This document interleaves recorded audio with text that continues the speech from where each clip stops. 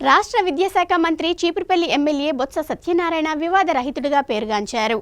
ఆయన మీద ఎలాంటి కేసులు లేకపోవటమే అందుకు ఉదాహరణగా చెప్పవచ్చు.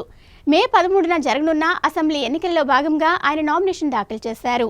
మంత్రి బొత్స దాఖలు చేసిన అఫిడవిట్లో వివరాలు మీకోసం.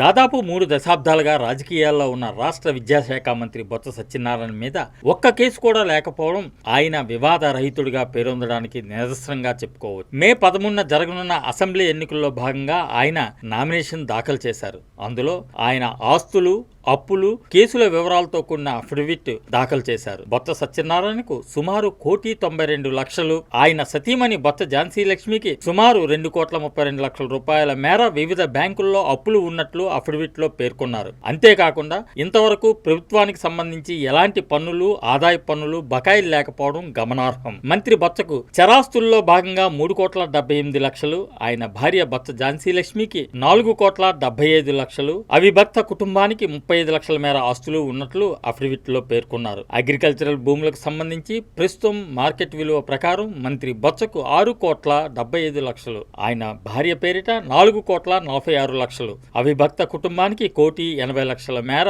విలువైన భూములు ఉన్నట్లు ఆ అఫిడవిట్ లో పేర్కొన్నారు.